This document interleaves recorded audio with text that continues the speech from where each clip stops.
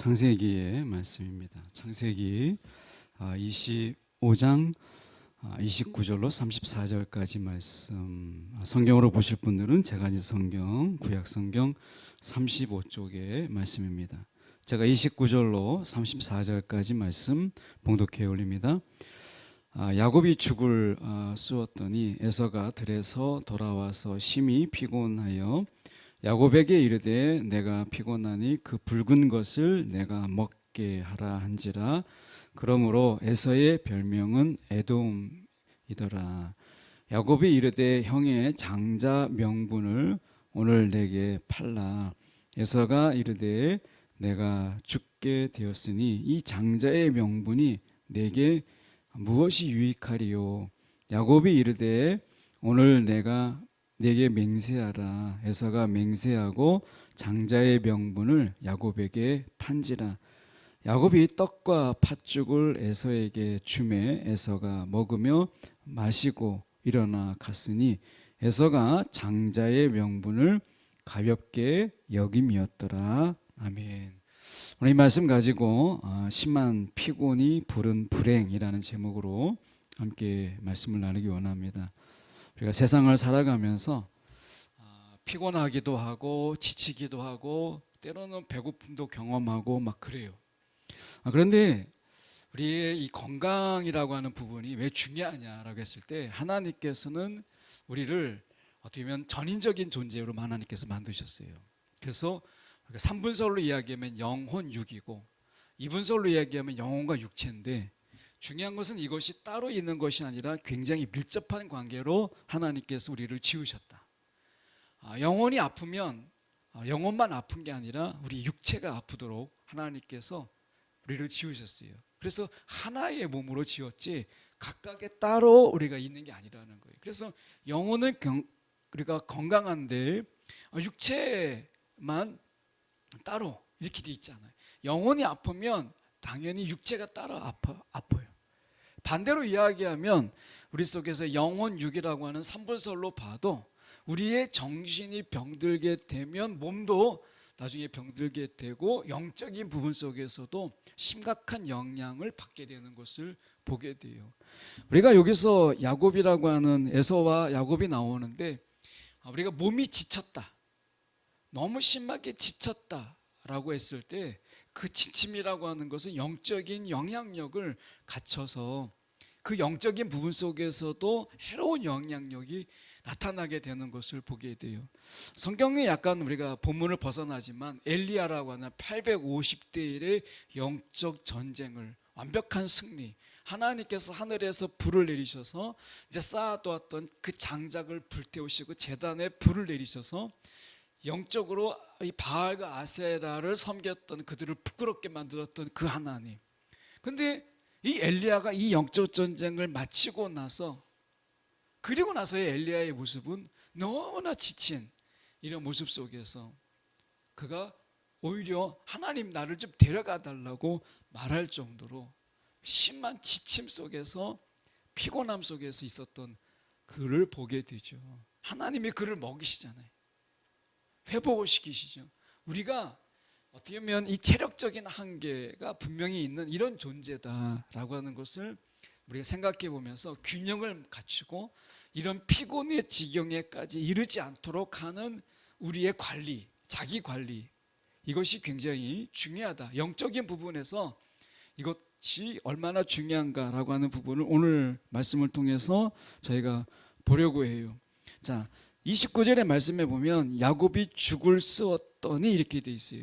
그러니까 이 죽을 쑤었더니라고 하는 것은 아주 의도적으로 에서가 돌아오면 분명히 배고플 텐데 이때 죽을 써서 장자의 명분을 사자, 이런 어떤 의도적이고 계획적으로 한 것이 아니라 다른 성경을 보면 한 번은 야곱이 죽을 끓이고 있는데 이렇게 돼 있거든요. 그러면 저희 성경에서 보면 야곱이 죽을 쑤었더니 에서가 들에서 돌아와서라고 했을 때 의도적이냐 아니면 의도적인 것이 아니냐라고 했을 때 다른 성경을 참고해서 보면 굉장히 의도성은 있지 않아요. 한 번은 야곱이 죽을 끓이고 있는데 라고 이야기하고 있는 것이죠. 그런데 에서가 허기진 채 돌아왔다라고 하는 거죠. 그러니까 어떤 일에 굉장히 몰입을 했어요. 근데 그것을 피곤해 지칠 때까지 했다라고 하는 거죠. 어제 이 남성교회에서 이렇게 나들이를 갔는데 한 분이 자전거 이야기를 하더라고요. 한 분이 자기가 아는 분이 이 자전거를 타고 저 춘천까지 갔대요. 한 50만 원짜리 자전거를 타가지고 사가지고 이제 춘천까지 갔는데 막 가기는 갔는데 너무 지쳐가지고 도저히 그 자전거를 타고 올 수가 없어서 그 자전거를 거기다가 춘천에다 팔고 나중에 올 때는 지하철을 타고 왔다는 거예요. 너무 힘들어가지고 그 새 자전거를 50만 원 주고 야 내가 가겠다 해서 춘천까지 갔는데 가는 건 욕심을 내서 갔대요. 근데 오려고 생각하니까 너무 깝깝한 거예요. 들고 올 수도 없고 지고 올 수도 없으니까 타고 오는 것도 못하고 에이 팔자. 그래가지고 그 춘천에서 50만 원짜리 산 자전거를 싸게 팔고 지하철을 타고 오는데 너무 편하더라는 거예요. 그러니까 돌아올 걸 생각해서 갔어야 되는데 가는 거는 어쨌든 갔는데 올 수가 없었다는 거예요. 우리의 삶이 돌아올 생각을 하지 못하고 가는 데만 급급했던, 계속해서 우리의 삶이 그렇잖아요. 사단이 우리를 지칠 때까지, 그래서 기도의 여력을 남겨놓지 않고 말씀을 보지 못할 그런 것까지 우리가 피곤하게 지치게 만드는 거, 사단의 전략 중에 하나예요. 세상의 삶 속에서 너무 지쳐서 기도할 수 없게, 하나님을 찾지 못하도록, 완전히 넉다운 되도록, 번아웃이 될 수 있도록 하는 것이 사단의 방법 중에 하나예요. 어떻게든지 사단은 하나님과의 관계가 빈틈이 있도록, 우리가 하나님께 가까이 나가지 못하도록 하는 것이 사단의 방법이기 때문에, 여러분 우리가 내가 젊기 때문에 난 아직 괜찮아 이렇게 하지 말고 내가 다시 갔을 때, 끝까지 갔을 때 돌아올 수 있는 체력을 내가 비축하고 남겨놓지 않으면 나중에는 자전거 팔고 올 수도 있는 거예요. 남의 이야기가 아니라는 거죠. 오늘 우리가 삶 속에서 내가 기도의 여력, 기도의 힘은 남겨놔야 돼요. 세상에 살아가지만 내가 하나님을 만날 수 있는 이 여력은 남겨놔야 되는 거예요. 왜냐하면 우리의 신앙 속에서 아까 찬양 인도하는 자가 얘기했지만 우리가 말씀을 먹는다는 거, 이게 영의 양식이잖아요. 이 영의 양식을 먹을 수 없는 정도로 우리가 지쳐있는 것, 이것은 누가 기뻐하겠어요? 사단이 제일 기뻐하는 거죠. 우리의 삶 속에서 열심히 살지만 기도에 할 수 있는 힘, 말씀을 읽을 수 있는 힘은, 그리고 그 마음의 여유는 남겨둬야 되는 거죠. 그런데 모든 것을 쏟아붓고 모든 걸 부어버리는 이런 속에서 기도의 시간, 우리가 말씀을 먹는 시간도 없이 다 쏟아붓는 시간들은 분명히 뭐가 문제가 있어요. 우리가 에서를 보면 그는 사냥을 좋아했죠. 에서가 사냥을 좋아한 것은 분명히 있는데 그 속에서 보면 그는 이 들에서 모든 걸 다 쏟아부었어요. 그러다 보니까 심히 피곤했다 이렇게 이야기합니다. 그렇게 본다면 그가 너무나 배가 고팠다라고 하는 것을 보게 돼요. 잠언서 16장 26절에 보면 허기진 배가 일하게 만들고, 이렇게 돼 있어요. 허기진 배가 일하게 만든다. 우리의 배고픔이 때로는 일을 하게 만드는 어떤 헝그리 정신을 가져오는 게 맞지만, 지금 에서의 경우는 완전히 지쳐 쓰러진 경우에 이르게 되는 것이죠. 사무엘상 14장 24절에 사울 왕이 얼마나 지혜롭지 못했는지 하는 것을 단적으로 보여주는 한 장면이 나옵니다. 이 사울 왕은 지혜롭지 못했어요. 하나님을 우리가 가까이 하지 못한 자가 한 특징이 무엇이냐면 이 선택의 지혜가 없다라는 거예요. 사울 왕이 그랬어요. 그날에 전쟁 중입니다. 이스라엘 사람들은 이제 전쟁에 나갔던 군사들이 너무 지쳤어요. 매우 지쳤다라고 나옵니다. 왜냐하면 사울이 이스라엘 사람들에게 이렇게 맹세하며 말했어요. 전쟁 중에 있는 군사들에게, 지쳐 있는 그들에게 이렇게 말했습니다. 저녁이 되어 적군을 물리쳐 이기기 전까지는 아무도 음식을 먹어서는 안 된다. 전쟁 중에 있는 군사들이 지금 승리할 때까지는 너희가 먹지 마라. 정신무장을 이야기한 것이지만 내가 너무나 배가 고프고 지친데 군인들에게 어떻게 싸우라고. 그때 당시에는 방아쇠를 당기는 전쟁이 아니잖아요. 칼을 들어야 되고 방패를 들어야 되는 체력 소모가 굉장히 많은 이런 전쟁이잖아요. 그런데 이 군사들이 너무 굶주려 있고 지쳐 있는데 너희가 이길 때까지는 아무것도 먹지 말라. 누구든지 음식을 먹는 사람은 저주를 받을 것이다. 싸움하는 군인들에게 굶겼어요. 저는 이 본문을 읽으면서 생각이 드는 게, 그럼 정말 사울 왕도 안 먹었을까? 이 생각이 들어요. 군인들은 먹지 말라고 하는 이 사울 왕은 정말 안 먹었을까? 자기는 먹지 않았을까? 이 생각이 들어요.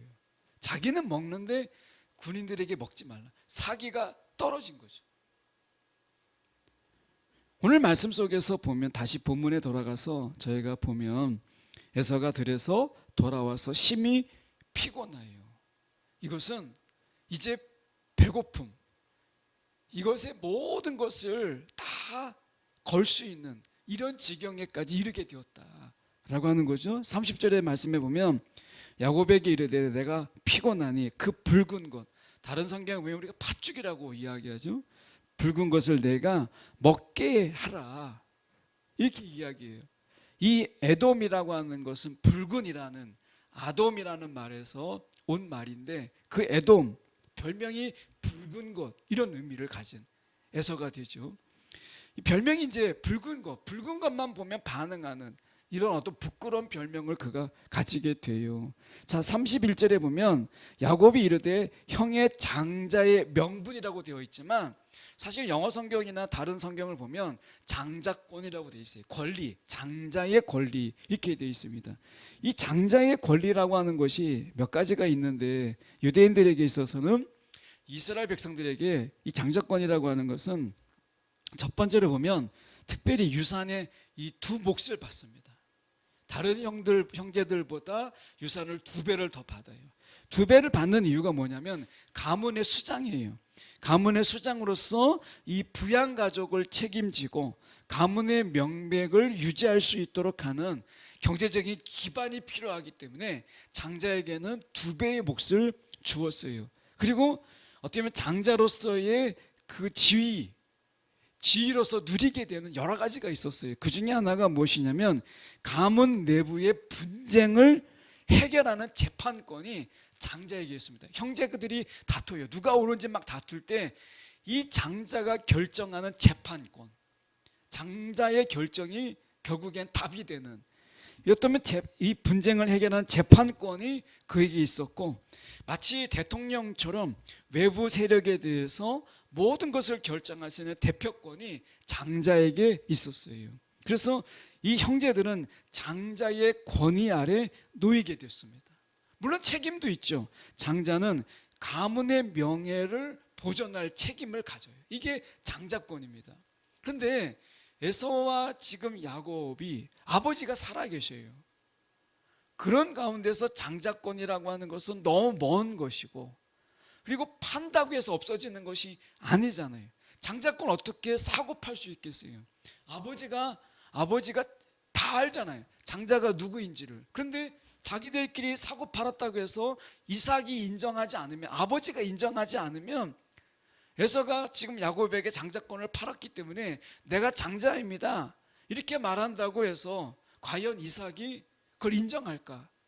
놀라운 것은 이삭은 에서를 사랑했고 리브가는 야곱을 사랑했어요. 그렇게 본다면 이 장자권을 자기들끼리 팔고 사고, 내용을 들어보면 팥죽 하나에 이것을 팔고 샀다고 해서 정말 장자가 바뀔까?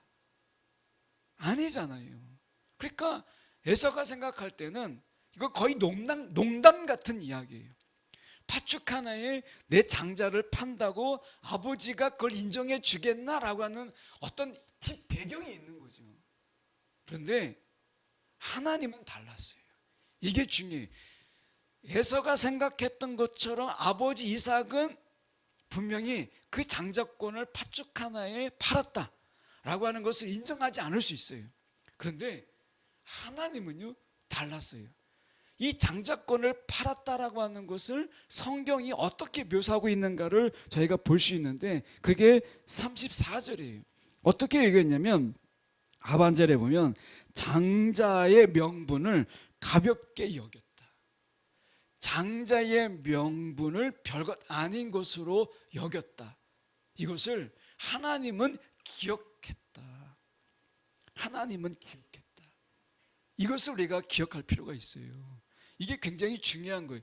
우리는 하나님의 자녀잖아요. 예수를 믿음으로 인해서 하나님의 권속, 하나님의 자녀가 된 자들이에요. 그런데 우리가 세상을 살면서 하나님의 자녀라고 하는 이 권리, 이 하나님의 자녀권이죠. 이 하나님의 자녀권을 세상에서 별것 아닌 것으로 우리가 가볍게 여기면 하나님은 그걸 기억하세요. 그래서 우리에게 주실 하나님의 축복, 하나님의 복을 거두세요. 사람은 기억하지 못할지라도, 그것을 바꾸지 못한다 할지라도, 저는 이삭이 이 내용을 알았다면 이삭은 허용하지 않았을 것 같아요.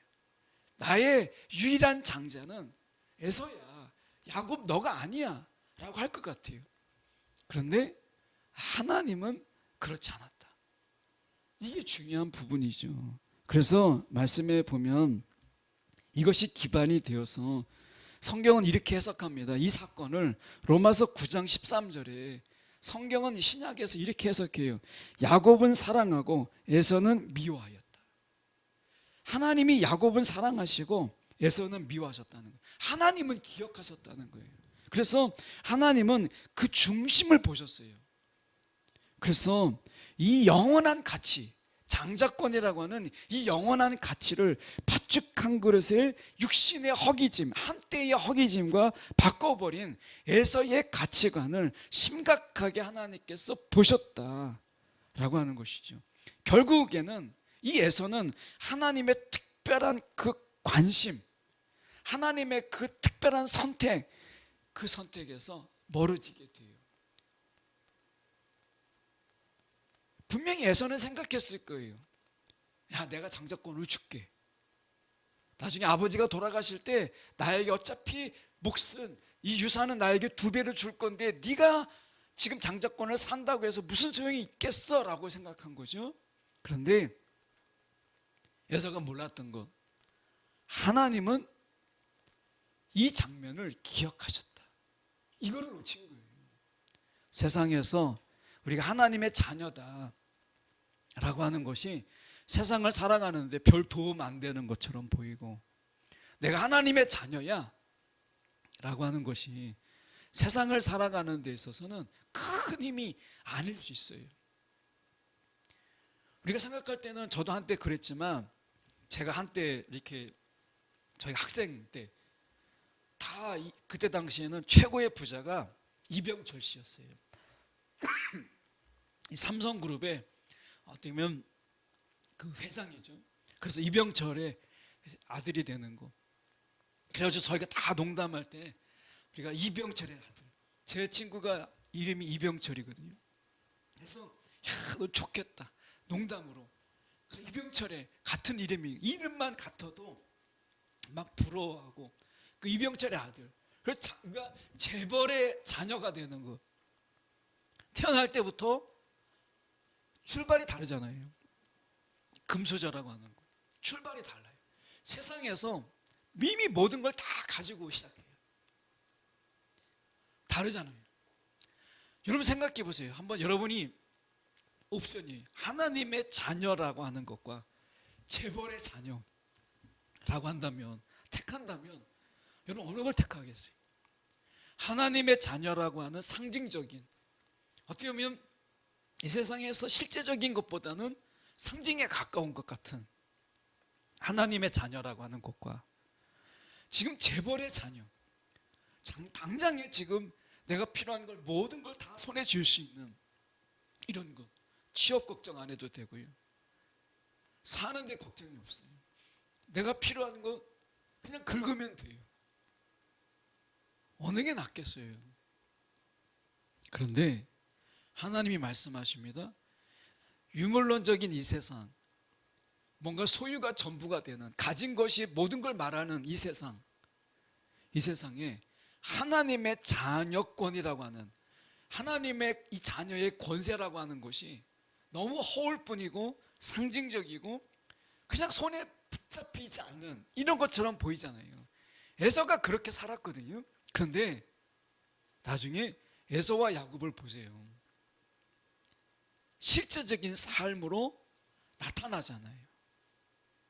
하나님은 우리가 어느 순간이든지 하나님의 자녀라고 하는 이 권세, 이 하나님의 자녀라고 하는 이 권리를 우리 스스로가 소홀히 여기고 업신여기고 농담거리를 여기는 것을 하나님께서는 원치 않으세요. 생각해 보세요. 하나님이 그도 그럴 것이, 우리가 하나님의 자녀가 된 것은 농담으로 된 게 아니에요. 하나님의 아들 독생자, 하나님의 독생자이신 예수 그리스도가 이 땅에 오셔서 그 피 흘림으로 우리는 하나님의 자녀가 된 거예요. 거저된 게 아니라는 거예요. 하나님에게 있어서는 우리가 하나님의 자녀가 되었다라고 하는 것은 값으로 지불할 수 없는 엄청난 대가를 지불한 그러한 권리예요. 우리가 자녀됨의 이 권세라고 하는 것은 그만큼 귀한 거예요. 그렇기 때문에 우리가 하나님의 자녀됨이라고 하는 것을 소홀히 여기는 것, 이것을 하나님이 원치 않으세요. 그래서 에서가 지금 이야기하는 부분 속에서 31절에 보면 야곱이 이르되 형의 장자의 명분을 오늘 내게 팔라. 하나님은요, 영적인 부분에서 욕심내는 자, 이 탐하는 자를 사랑하세요. 야곱처럼 장자의 명분, 장자의 권리, 하나님의 자녀됨의 권리를 사랑하는 자, 욕심내는 자를 하나님께서 사랑하시는 것을 보게 돼요. 내가 다른 것 아니더라도 내가 하나님의 자녀입니다, 내가 하나님의 딸입니다 라고 하는 것을 사랑하고 거기에 내가 욕심을 내는 자, 내가 다 양보해도 나는 하나님의 자녀야, 이것을 양보하지 않는 자를 하나님이 사랑하세요. 우리가 생각할 때는 어떻게 장자의 명분을 사고 팔 수 있을까? 야곱의 생각이 너무 기발하잖아요. 이 생각은 못할 것 같아요. 근데 야곱이 제안하잖아요. 팥죽 하나에 형의 장자의 명분을 오늘 내게 팔라. 이 야곱의 욕심, 하나님은 이 욕심을 사랑하셨어요. 그래서 우리가 히브리서 12장 17절에 이렇게 말씀합니다. 에서는 후에 복을 상속받고 싶어 했지만 거절당했습니다. 그가 눈물로 복을 구했지만 회개할 기회를 얻지 못했습니다. 여러분, 우리가 자녀됨의 이 권세를 포기할 때 회개할 기회를 에서는 얻지 못했다. 이게 히브리서의 말씀이에요. 이 회개의 기회를 하나님께서 에서에게 주지 않았다 라고 하는 것이거든요. 너무 농담 같은, 하나의 장난 같은 이야기지만 하나님이 이 장난을 허용하지 않으셨어요. 에서에게 다시 한번 눈물로 그에게 복을 구했지만 회개의 기회를 하나님께서 허락하지 않으셨어요. 이 땅에 살면서 장난칠 게 있고 장난치지 말아야 될 것이 있는데 하나님의 자녀됨을 가지고 농담으로 삼지 말라, 장난으로 삼지 말라. 거기에는 피가 흐르는 하나님의 권세가 그 가운데 있기 때문에 그렇다라는 것이에요.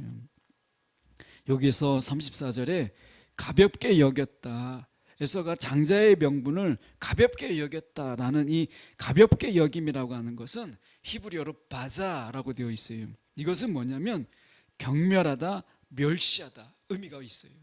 그러니까 에서는 장자의 명분 아예 그까짓 것 경멸했고요, 멸시했어요. 하찮게 여겼어요. 오늘 하나님의 자녀됨을 세상에, 우리가 세상의 자녀들 속에서 비교될 때 하찮게 여기고 별거 아닌 것으로 여기십니까? 여러분, 우리가 이것은 너무 귀한 거예요. 그래서 하나님이 우리 가운데 말씀하시잖아요. 자녀된 자들에게 우리를 어떻게 부르세요? 너희는 왕같은 제사장이라, 이렇게 말씀하세요. 이 제사장 직분을 우리 가운데 주셨다라고 얘기해요.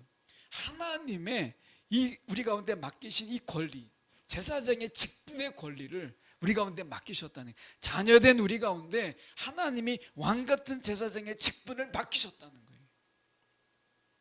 얼마나 귀해요. 오늘 우리가 33절의 말씀에 보면 야곱이 이르되 오늘 내게 맹세하라 라고 얘기해요. 이 맹세하라, 당시 고대 근동의 사회를 우리가 이해할 필요가 있는데, 맹세는 자신의 이름을 거는 게 아닙니다.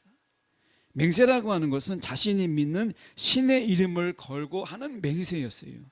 그래서 에서가 맹세했다라고 하는 것은, 이것은 원어적으로 맹세로서 자신을 묶는 거예요. 이걸 자신이 풀어헤칠 수가 없어요. 이 맹세는 자신을 묶는 것이에요. 이 묶는 것은 스스로 풀 수 없는 것이에요. 그래서 한 번 맹세한 것은 풀 수 없는 것이죠. 오늘 우리가 하나님 앞에서, 우리는 하나님의 자녀입니다. 우리가 예배를 통해서 하나님께 맹세한 거잖아요. 이것을 풀 수도 없고 풀어서도 안 되는 거예요. 오늘 이 세상 우리가 살아가는 가운데 하나님의 자녀다, 예수로 말미암아 하나님의 자녀가 되었다라고 하는 이 엄청난 축복의 권리를 여러분 하찮게 여기거나 소홀히 여기지, 또 없인 여기지 않는 저와 여러분 되기 원해요. 지금은 잘 모르죠. 내가 지금은 잘 몰라요. 에서가 이것을 잘 몰랐잖아요. 그런데 우리가 잘 모르더라도 이걸 붙잡으세요. 이것을 붙잡는 자에게 하나님의 복이 있고 하나님의 역사가 있어요. 여러분, 잘 모르더라도 어린아이에게 묻죠. 우리가 어렸을 때 아이들에게 물어요. 그 집안에 이제 삼촌이 잘 살고 이제 아버지가 좀 잘 못 살을 때 아이들에게 삼촌이 농담을 하죠. 야, 너 오늘부터 내 아들 할래? 이렇게 물어요. 그 아이들이 세상에 막 이치가 막 바른 아이들은 나 오늘부터 삼촌 아들 할래요, 이렇게 얘기하거든요. 근데 약간 좀 뭔가 세상을 좀 분별하고 그 아버지의 사랑에 깊은 사랑을 아는 아이들은 그 형편을 다 알아도 안 할래요, 나 아빠 아들 할래요 하거든요. 여러분, 기회주의를 살지 말고 마음의 중심을 하나님께 두는 청년의 신앙으로 사세요. 지금 당장 별거 아닌 것 같아도 여러분, 하나님의 자녀의 이 권세는 세상과 바꿀 수 없는, 그 어떤 것과도 바꿀 수 없는 것이다 라고 하는 것이죠. 다시 점으로 돌아가서 오늘 제목이 심한 피곤이 부른 불행이에요. 여러분, 삶에 지치고 삶에 너무 힘들 때 사단이 속삭입니다. 너 오늘부터 내 아들 할래? 사단의 속삭임은 바로 이거예요. 이 속삭임에 나 오늘부터 사단의 자녀 될래요. 실제로 이런 영혼의 미혹이 굉장히 많습니다. 내가 네가 원하는 거 다 들어줄게, 오늘부터 너 내 자식 해. 그래서 사단의 자식이 되는 경우가 얼마나 많습니까? 세상을 사랑하여 사도 바울을 떠났던 자들이 많았어요. 오늘 우리가 이 유혹에 빠지지 않도록, 사단의 이 사탕발림의 속삭임, 야, 너 오늘부터 내 자식 될래? 네가 원하는 거 다 들어줄게. 이 팥죽 하나가 그거잖아요. 네가 원하는 거 다 들어줄게. 팥죽이 상징하는 게 바로 그거예요. 지금 당장 나에게 필요한 거, 지금 당장 나에게 원하는 거 다 들어줄게 라는 거잖아요. 그런데 여러분, 하나님의 자녀라고 하는 것은 지금 눈에 보이지 않지만 세상이 줄 수 없는 것을 주시겠다고 하는 하나님의 약속이에요. 오늘 어떤 삶을 살 것인가 라고 하는 거죠. 여러분, 늘 미혹이 있습니다. 늘 유혹은 있어요. 그래서 우리가 경계해야 될 게 뭐냐면 이 심한 피곤에 이르지 않도록 내가 절제하고 나를 컨트롤하고 나를 관리하는 거, 이게 중요한 거예요. 나의 관리가 실패할 때 그 자리에 사단의 유혹은 있다. 팥죽 한 그릇이 거기에 있다 라고 하는 것을 기억하는 저와 여러분 되기 원합니다. 나의 절제, 나의 관리가 이 영적인 삶 속에서 얼마나 중요한가 하는 것을 우리는 에서를 통해서 보게 됩니다.